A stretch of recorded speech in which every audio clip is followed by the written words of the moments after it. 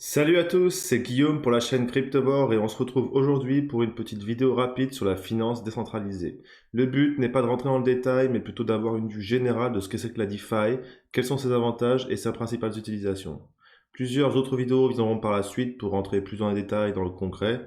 Comme d'habitude, je t'invite à liker cette vidéo et à t'abonner à la chaîne, ça nous permet d'augmenter notre visibilité et ça nous aide beaucoup. Allez, c'est parti!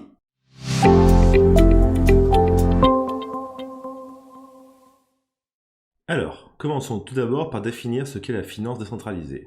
La DeFi, qui est l'acronyme anglais de Decentralized Finance, désigne les applications financières, les protocoles et les cryptoactifs qui permettent de rendre ses utilisateurs indépendants des banques, des assurances et d'autres institutions financières. L'objectif de la DeFi est en fait de transposer la finance telle qu'on la connaît aujourd'hui, c'est-à-dire les banques, les assurances, la bourse, les emprunts, etc., sur la blockchain. L'idée est de procéder sur un système de pair à pair, de particulier à particulier, en transposant la confiance de la transaction non plus sur un intermédiaire financier, une entreprise ou un gouvernement, mais sur une blockchain, un algorithme automatisé et autonome. Donc vous l'aurez compris, l'objectif de la finance décentralisée est de permettre la transmission de valeur sans intermédiaire. Par exemple, la DeFi offre la possibilité à n'importe qui d'obtenir un prêt. Plus besoin de montrer patte blanche avec un CDI, des fiches de salaire ou quoi que ce soit d'autre. Votre prêt est accordé automatiquement en quelques secondes. Voyons maintenant quels sont les principaux avantages de la DeFi. Tout d'abord, à la différence avec une banque classique, vous n'avez pas besoin d'ouvrir un compte avec toute la paperasse que l'on connaît. Il vous suffira juste de créer un portefeuille numérique, comme MetaMask par exemple, et le tour est joué. Quelques minutes suffisent pour vous lancer. Deuxième avantage, c'est totalement anonyme. Vous n'avez pas besoin de communiquer vos informations personnelles comme votre nom, votre adresse, votre sexe ou votre âge. Troisièmement, avec la DeFi, vous pouvez déplacer vos actifs où et quand vous le souhaitez, sans autorisation bancaire et avec des délais très courts et des commissions relativement faibles. Les taux d'intérêt et les récompenses sont très élevés et sont bien plus avantageux que les produits de la finance classique. Sur certains produits de la DeFi, vous pouvez atteindre des rendements à plus de 1% par jour. Oui, par jour. Avec les risques qui y sont liés bien évidemment. Et pour finir, toutes les transactions sont transparentes, toutes les personnes impliquées peuvent voir l'ensemble des transactions qui sont enregistrées sur la blockchain. Et alors, concrètement, comment ça marche la DeFi ? Pour accéder à tous les services que la finance décentralisée offre, il faut généralement se connecter à des logiciels appelés dApps, pour applications décentralisées, qui fonctionnent sur des blockchains comme Ethereum, Binance, Avax, Polygon, Phantom et bien d'autres.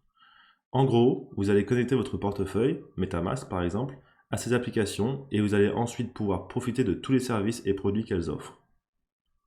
Il y a de nombreuses plateformes plus ou moins sérieuses et plus ou moins risquées pour profiter de la finance décentralisée. On peut citer parmi les plus connus Uniswap sur la blockchain Ethereum ou PancakeSwap sur la Binance Smart Chain. Voici maintenant les principales utilisations de la DeFi. Tout d'abord, le lending. Vous allez pouvoir prêter vos crypto-monnaies et percevoir des intérêts chaque minute. Vous n'aurez pas à attendre un mois ou un an pour toucher vos intérêts, c'est quasi instantané. C'est plutôt un bon plan lorsque vous souhaitez conserver une crypto-monnaie avec une vision moyen-long terme. Celle-ci vous rapporte des intérêts le temps que vous la conservez en espérant pouvoir la revendre plus cher plus tard. Par conséquent, vous pouvez également obtenir un prêt. L'obtention de celui-ci est quasi instantanée, sans aucune paperasse interminable. Ça peut également être des prêts flash à très court terme que les organismes financiers traditionnels ne proposent pas. Deuxième utilisation très intéressante de la DeFi, le stacking. Le stacking va vous permettre ici aussi de bloquer vos crypto-monnaies, comme sur un compte épargne, pour générer un revenu passif à un rythme régulier et prévisible. Vos intérêts vous sont payés tous les jours dans la crypto-monnaie que vous avez bloquée. En gros, plus le temps passe, plus la quantité de crypto-monnaies dans votre portefeuille augmente.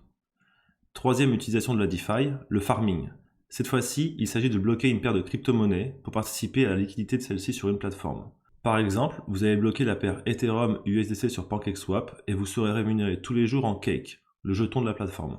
Vous pourrez ensuite revendre le Cake contre une autre crypto-monnaie ou bien faire du stacking avec par exemple. Plusieurs stratégies sont possibles pour maximiser ces rendements. J'espère que cette petite introduction à la DeFi t'aura permis de mieux comprendre cet univers.